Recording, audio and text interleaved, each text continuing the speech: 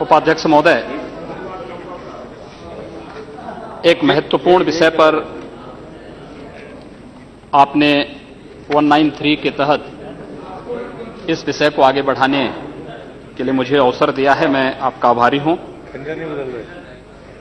मैं कांग्रेस के नेता माननीय खड़गे जी की बातों को यहां पर सुन रहा था और मुझे आश्चर्य हुआ कि वो अपना लिखित स्टेटमेंट यहां पर पढ़ रहे थे तो कह रहे थे 113 घटनाएं घटित हुई, लेकिन जब वो मौखिक बोल रहे थे तो कह रहे थे 600 से अधिक घटनाएं घटित हुई। क्या सत्य है यह मुझे लगता पूरा देश जानता है।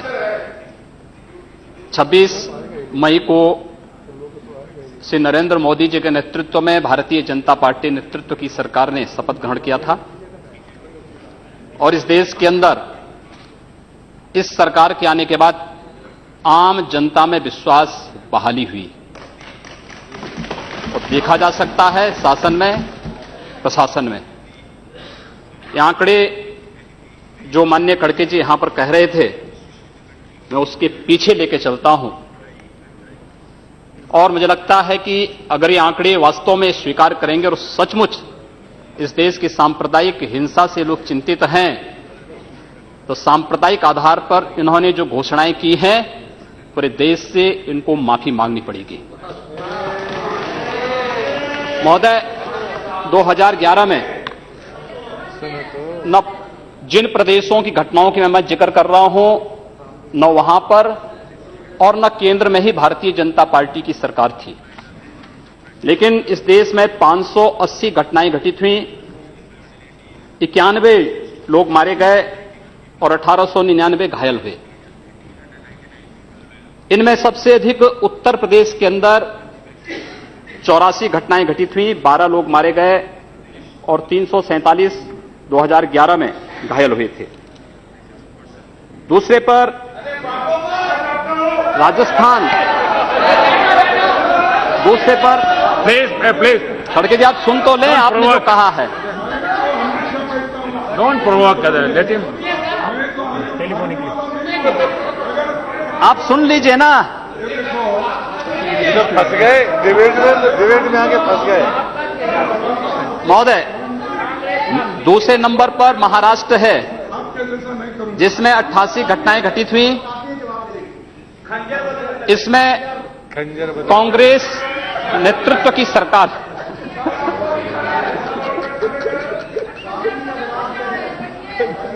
88 घटनाएं घटित हुई, 15 मारे गए। तीसरे पर कर्नाटक, ये भी कांग्रेस की सरकार यहां पर है, इसमें 70 घटनाएं घटित हुई और उसके बाद केरल में 30 घटनाएं घटित हुई। 2011 की बात कर रहा हूं। 2012 में 668 घटनाएं घटित हुई, 94 की मौतें हुई और 2117 घायल हुए। 2013 में केंद्र में कांग्रेस नेतृत्व की ही सरकार थी और 823 से अधिक सांप्रदायिक हिंसा की घटनाएं पूरे देश के अंदर घटित हुई। यद्यपि कानून व्यवस्था राज्य का विषय है और राज्य सरकार की जैसी मंशा होती है, वहां का राजनीतिक नेतृत्व जैसे होता है, वहां का प्रशासन उसी प्रकार की कार्रवाई करता है। मुझे लगता है ईमानदारी से इन लोगों ने विश्लेषण किया होता और अपनी केंद्र सरकार और अपने या अपने से जुड़े हुए अपने सहयोगी दलों के द्वारा जो संचालित सरकारें हैं, उन सरकारों के सांप्रदायिक एजेंडे पर ध्यान दिया होता। ये पोलराइजेशन आखिर हो क्यों रहा है? पोलराइजेशन के कारण क्या है? मुझे लगता है वह पोलराइजेशन के पीछे के कारणों को ईमानदारी से हम विश्लेषण करेंगे तो मुझे लगता है एक तरफ आप कहते हैं हम सेकुलर हैं और दूसरी तरफ एजेंडा जो लागू करते हैं उसको सांप्रदायिक रूप से कॉम्युनल आधार पर लागू करते हैं। इस देश में 12 लाख से अधिक साधु संत और पुजारी रहते हैं, लेकिन ये लोग इमामों के लिए वेतन की घोषणा करते हैं, एक पक्षीय कार्रवाई करते हैं। क्या एक सेकुलर एजेंडा है? दिल्ली की सरकार ने किया, पश्चिमी बंगाल की सरकार ने किया, महाराष्ट्र की सरकार ने किया। क्या यही सेकुलर एजेंडा है? सांप्रदायिक आधार पर ये लोग बांटते हैं समाज को। और महोदय, उसी प्रकार से इन लोगों ने उत्तर प्रदेश की बात करता हूं, वहां पर जो योजनाएं हैं उसमें 20% मुस्लिम आबादी के लिए आरक्षित कर दिया गया। कब्रिस्तान की बाउंड्री वाल के नाम पर गांव-गांव में विवाद खड़ा करके 300 करोड़ रुपया उसके लिए आवंटित किया जाता है। गांव-गांव में उसके माध्यम से विवाद खड़ा किया जाता है। सुप्रीम कोर्ट कहता है कि किसी भी सार्वजनिक संपत्ति पर, मंदिर के नाम पर, मस्जिद के नाम पर, किसी भी अन्य उपासना विधि के नाम पर, मदरसों के नाम पर या मजारों के नाम पर कब्जा न मत करने दो। लेकिन उत्तर प्रदेश में कब्रिस्तान की बाउंड्री वाल के नाम पर धड़ल्ले से काम चल रहा है, कोई रोक टोक नहीं, क्योंकि शासन की ये मंशा है, इसलिए प्रशासन उसमें बोलता नहीं। क्या सांप्रदायिक ध्रुवीकरण नहीं होगा? उसी प्रकार से उससे भी खतरनाक स्थिति, आतंकवादियों पर दायर मुकदमे वापस लिए जाते हैं। आतंकवादियों पर दायर मुकदमे वापस लिए जाते हैं। इस देश में जो लोग राष्ट्रीय सुरक्षा के लिए खतरा बने हुए हैं, जिन लोगों ने राष्ट्र की संप्रभुता को चुनौती दी है, जो लोग लगातार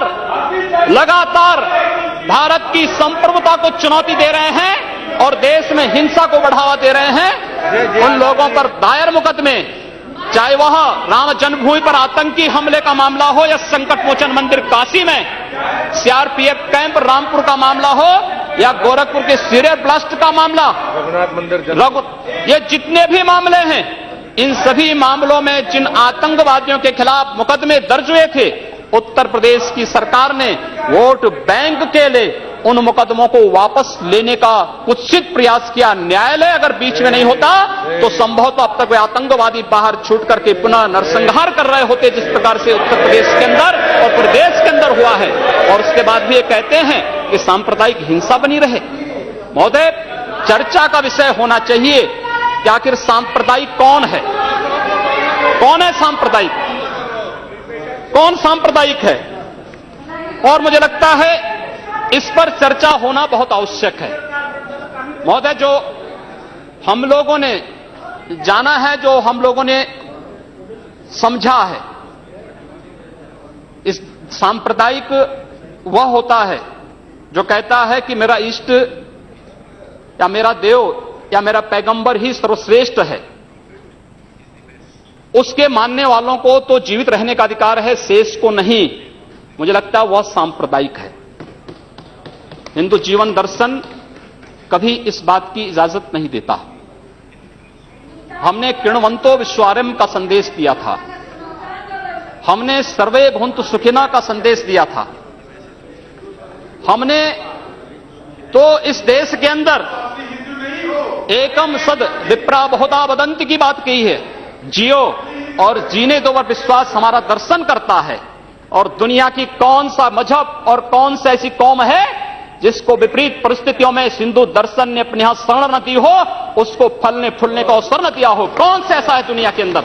लेकिन आज जिस हिंदू दर्शन ने सबको शरण दी, सबको फलने फूलने का भरपूर अवसर दिया, आज जब उसी के खिलाफ षड्यंत्र होना प्रारंभ होता है तो उसे एकजुट होना तो पड़ेगा ही। और मुझे लगता है इन लोगों के कर्मों का फल है कि पूरे देश का हिंदू जनमानस आज इस बात के लिए तैयार हो रहा है कि उसके खिलाफ आज शासन तंत्र से जो षड्यंत्र हो रहे हैं उसका जवाब अपने स्तर पर देना ही पड़ेगा। और आज वही स्थिति सामने आई है। महोदय, मैं पूछना चाहता हूं इन लोगों से, जब भारत का मुसलमान हज यात्रा करने के लिए जाता है, महोदय, जब हज यात्रा करने के लिए जाता है, उसकी पहचान तब भारतीय के नाम पर नहीं, पाकिस्तानी के नाम पर नहीं, बांग्लादेशी नाम पर नहीं, भारतीय उपमहाद्वीप का जो भी मुसलमान हज यात्रा करने के लिए जाता है उसकी पहचान हिंदू नाम पर होती है, उसकी पहचान भारतीय, पाकिस्तानी या बांग्लादेश के नाम पर नहीं। लेकिन अगर उसी हिंदू पहचान को हम इनके ऊपर यहां पर लागू करने का प्रयास करते हैं, इनको बुरा लगता है। हिंदू हिंदू सांप्रदायिकता नहीं, हिंदू राष्ट्रीयता का प्रतीक है और भारत की राष्ट्रीयता का प्रतीक हिंदुत्व को बदनाम करोगे तो उसकी कीमत चुकानी पड़ेगी इन लोगों को। और इसलिए महोदय, मैं आप सबके आपके माध्यम से एक बार कहना चाहता हूं, महोदय, एक बार गुरुदेव रविंद्रनाथ टैगोर ने कहा था, गुरुदेव रविंद्रनाथ टैगोर ने एक बात कही थी। उन्होंने कहा था, अगर भारत को समझना है, अगर भारत को समझना है, बैठ गए आप, फालतू बात करते हैं महोदय। उन्होंने कहा, गुरुदेव रविंद्रनाथ टैगोर ने एक बात कही थी और उन्होंने कहा था कि अगर भारत को समझना है तो मैं भारतीय अस्मिता को पहचानना पड़ेगा, और भारतीय अस्मिता को पहचानना है तो स्वामी विवेकानंद के बारे में आप जान लीजिए। स्वामी विवेकानंद ने एक बात कही थी कि गर्व से कहो हम हिंदू हैं। स्वामी विवेकानंद ने एक बात कही थी कि गर्व से कहो हम हिंदू हैं। स्वामी विवेकानंद तो सांप्रदायिक नहीं थे, स्वामी विवेकानंद तो किसी पार्टी के नहीं थे। स्वामी विवेकानंद ने तो भारत का प्रतिनिधित्व किया था पूरी दुनिया के अंदर, और दुनिया के अंदर जो हिंदू आज पूरे देश के अंदर, पूरी दुनिया के अंदर अपनी सहिष्णुता के लिए पहचाना जाता था, आज उस हिंदू के साथ किस प्रकार का व्यवहार किया जा रहा है, वह कश्मीर से विस्थापित होता है, उसे कश्मीर से निकाला जाता है। एक भी बार इस सदन में चर्चा नहीं होती है, इन लोगों का मुंह नहीं खुलता जब कश्मीर से 3.5 लाख की संख्या में कश्मीरी पंडित निकाले जाते हैं, तब ये लोग नहीं बोलते। पिछले 2012 में असम के अंदर 3 महीनों तक बोडो जनजाति के लोगों को मारा जाता रहा, कोई नहीं बोला। महोदय, कोई नहीं बोला। जम्मू कश्मीर के बाद, जम्मू कश्मीर के हिंदुओं के मारने पर कश्मीरी पंडितों को उनके घरों से बेदखल कर दिया गया, एक भी बार ये लोग बोले नहीं, इनको पीड़ा नहीं हुई। दुनिया के अंदर ये अपने आप में बिरला उदाहरण था जहां पर अपने ही देश में अपने ही जानने वाले लोग विस्थापित होकर के खाना बदोश की जिंदगी जी रहे हैं। उस शर्मनाक घटना की निंदा एक भी बार इन लोगों ने नहीं की। मुंबई के दंगों पर ये लोग मौन रहे, जमशेदपुर और भागलपुर के दंगे कांग्रेस के समय हुए थे, एक भी बार इन लोगों ने उस पर चिंता व्यक्त नहीं की। और तो और 1984 में इस देश के अंदर जिन सिख गुरुओं का योगदान इस देश को बचाने और इस देश की धर्म और संस्कृति, इस देश के समाज को बचाने में बहुत महत्वपूर्ण थी, उन सिखों के कत्लेआम पर भी इनको शर्म महसूस नहीं होती है। और आज लोग इस देश के अंदर बात करते हैं सांप्रदायिक सौहार्द की, इनका पूरा चेहरा सांप्रदायिक हिंसा से रंगा हुआ है, सांप्रदायिक एजेंडे से रंगा हुआ है। और इसीलिए बंधु महोदय, इस देश के अंदर असम में क्या हो रहा है, बांग्लादेशी घुसपैठिए इन लोगों के अपने हो गए और इस देश में लाखों वर्षों से रहने वाला समुदाय पराया हो गया। इस देश के अंदर महोदय, असम में बांग्लादेशी घुसपैठियों के कारण Kokrajhar,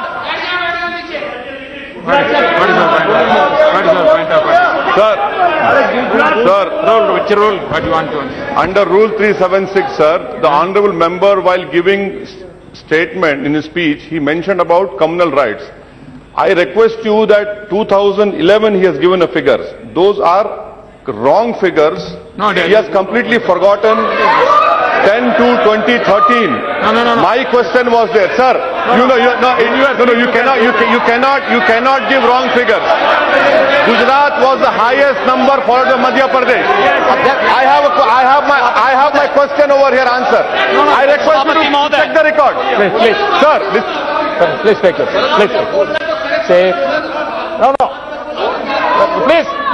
See, unmute my leg. See, on my leg, please. See, the member is speaking and giving some figures. You are disputing that figures. No.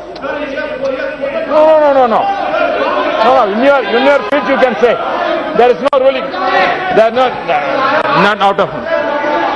During your speech you can speak. You reply that. During your speech you can counter it. Not when your term comes, you at that time can dispute it. You continue. You can nothing will counter. उपाध्यक्ष महोदय, सच्चाई कड़वी होती है और कड़वी सच्चाई लोग स्वीकार करने को तैयार नहीं। क्योंकि ये लोग उस बीमारी से स्वयं त्रस्त हो चुके हैं जो बीमारी इन्होंने पूरे देश को दी है, और इसीलिए ये लोग उस सच्चाई को स्वीकार नहीं कर सकते। कश्मीरी पंडितों के निष्कासन पर और कश्मीर पे हुए अत्याचार पर ये लोग मौन थे। मैं 2011-12 में असम के अंदर देख रहा था, 3 महीनों तक लगातार दंगे होते रहे। इन लोगों ने एक भी बार सदन में चर्चा नहीं कराई। असम जलता रहा। और तो और कांग्रेस के लोग एक बार तो असम के ही मुख्यमंत्री को कटघरे में खड़ा कर दिया कि इन्होंने बोडो लोगों के बारे में कैसे बोल दिया। अरे बोडो वहां का नागरिक है, उसके बारे में नहीं बोलेंगे, किसके बारे में बोलेंगे? लेकिन ये लोग बांग्लादेशियों घुसपैठियों की वकालत करते हैं, और बांग्लादेशी घुसपैठियों की वकालत करते हुए इन लोगों ने पूरे बांग्लादेश, पूरे पूर्वोत्तर के भारत का जो समीकरण बदला है। महोदय, असम के अंदर आज कोकराझार, धुबरी, चिरांग और बरबेटा जिले जो हिंसा की सर्वाधिक चपेट में हैं, वे सर्वाधिक चपेट में जो जिले हैं वे इसलिए हैं क्योंकि बांग्लादेशी घुसपैठी वहां पर आकर के जमीनों पर कब्जा किए हैं। इन लोगों ने वर्क परमिट के साथ साथ उनके राशन कार्ड बनाए हैं और बेश्रमी के साथ, देश के साथ खिलवाड़ इन्होंने वहां पर उनके माध्यम से करवाया है। महोदय, और तो और हम किसी और बात में नहीं जाना चाहते हैं। मैं पूछना चाहता हूं कांग्रेस से और कम्युनिस्टों से भी, कोयंबटूर और बेंगलुरु धमाकों का जो अभियुक्त है, उस दुर्दांत आतंकवादी के लिए विधानसभा का सत्र, स्पेशल सत्र बुलाया जाता है। दोनों दल एक साथ मिलकर के अपील करते हैं कि उसको छुड़वाओ। ये क्या सेकुलर, क्या यही सेकुलर है? क्या इनका यही सेकुलर एजेंडा है? क्या यही इस देश में यही सेकुलरिज्म है? और इस देश के अंदर महोदय, इस देश के अंदर क्या हुआ था?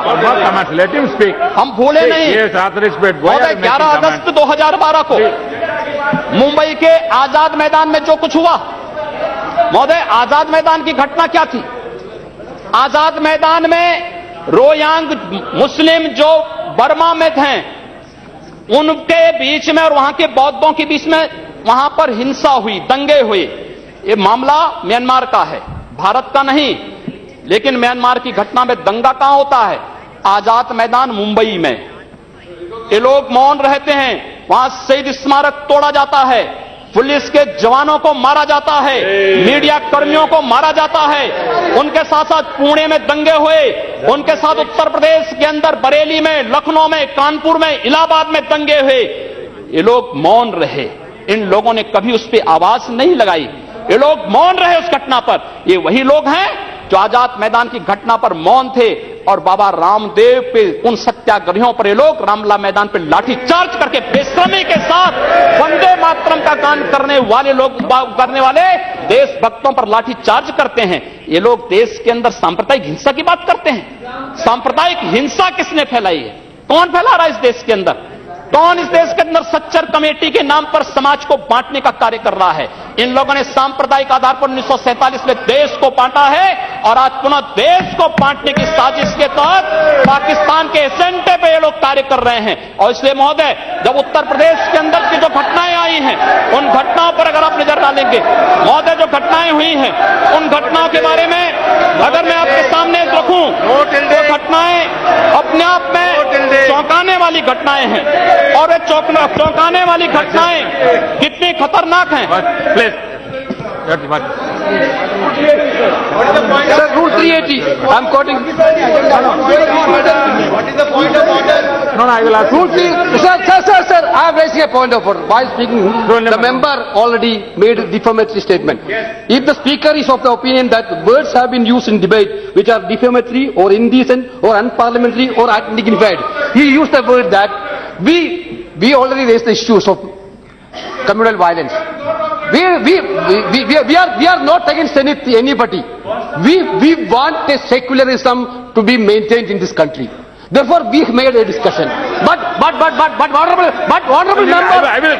honorable member, while discussing, honorable member, while discussing, he used the name of Pakistan. He abused us for naming the Pakistan. This is unparliamentary, sir. This is unparliamentary. This should be deleted. This should be deleted, sir. As per CIT, this should be deleted. मैं उत्तर प्रदेश के अंदर आता हूँ। Please. Sir, it has to be decided. Please. Deputy Speaker I has have to to give my decide. ruling. He has been using the word Hindus and Muslims. Yeah. Saying. He is really against No, please. So you have raised certain objections. If any objections is in regard, that will go through and we'll explain it. Please continue. What do you have to say? उपाध्यक्ष महोदय, सांप्रदायिक agenda इन लोगों का है, हमारा नहीं। हम लोगों ने पूरे देश को एकजुट करने का बात किया था। हम लोगों ने तो नारा भी दिया था कि सबका साथ और सबका विकास। हमने कहा था सबका साथ सबका विकास, लेकिन असम के अंदर अली और कुली का नारा इन लोगों ने दिया था, हम लोगों ने नहीं दिया था। असम को ये लोग बांटने का प्रयास कर रहे हैं, देश से अलग करने की साजिश कर रहे हैं, और इसीलिए मैं आपके माध्यम से कहना चाहता हूं, क्या यही इनका सेकुलरिज्म है? महोदय, मैं उत्तर प्रदेश के बारे में चर्चा करना चाहता हूं। उत्तर प्रदेश के अंदर 2012 में 118 घटनाएं घटित हुई, 2013 में 247 और मार्च से मई तक 65 घटनाएं घटित हो चुकी हैं। सहारनपुर का दंगा इसलिए हो जाता है क्योंकि हाई कोर्ट के आदेश पर सहारनपुर में एक गुरुद्वारे का निर्माण हो रहा था। अब न्यायालय के आदेश को प्रशासन नहीं मानेगा, उत्तर प्रदेश सरकार नहीं मानेगी। काठ में इसलिए वहां पर विवाद होता है क्योंकि उस गांव में 4 धर्मस्थल हैं, 3 मस्जिद, 1 मंदिर। मंदिर हिंदू समुदाय के द्वारा है, 3 मस्जिदों पर माइक रहेगा, लेकिन मंदिर से माइक उतार दिया जाता है। क्या यही सेकुलर एजेंडा है इन लोगों का? यही सेकुलरिज्म है? क्या इसी को सेकुलरिज्म आप कहेंगे? और इसलिए महोदय, जो कुछ घटना घटित हुई मेरठ के अंदर, एक बालिका का अपहरण होता है और अपहरण होने के बाद उसके साथ जो घटना घटित होती है कितनी शर्मनाक थी। महिला हिंसा पर हम चर्चा कर रहे हैं और उस महिला हिंसा की बात हम कर रहे हैं, उस सब के बावजूद ये लोग मौन हो जाते हैं। इन लोगों के मुंह से इनकी जुबान नहीं खुलती उस मामले में। न्याय का तराजू तभी चलेगा जब इस देश के अंदर समान रूप से कानून सबके लिए समान रूप से लागू होगा। कानून इस देश में मत संप्रदाय और मजहब के आधार पर लागू नहीं हो सकता। और इसलिए महोदय, मैं आपके माध्यम से माननीय गृह मंत्री से चाहूंगा, कांग्रेस ने मुद्दा दिया है, अच्छा होगा पूरे देश के अंदर और उत्तर प्रदेश के अंदर जो ये घटनाएं घटित हुई हैं, इनकी एसआईटी जांच करा दी जाए। किसी सिटिंग जज से, किसी सुप्रीम कोर्ट के सिटिंग जज से इन सांप्रदायिक दंगों की जांच करवाने के साथ साथ अराष्ट्रीय तत्वों से किनके संबंध हैं, इसकी भी जांच करा दी जाए। दूध का दूध, पानी का पानी सबके सामने आ जाएगा। यही मांग करते हुए मैं अनुरोध करना चाहूंगा कि लोग सांप्रदायिक एजेंडे के साथ देश के सामने आए हैं और लोग देश के खिलाफ, इनके खतरनाक मंसूबों के खिलाफ हम सबको लड़ना पड़ेगा। धन्यवाद।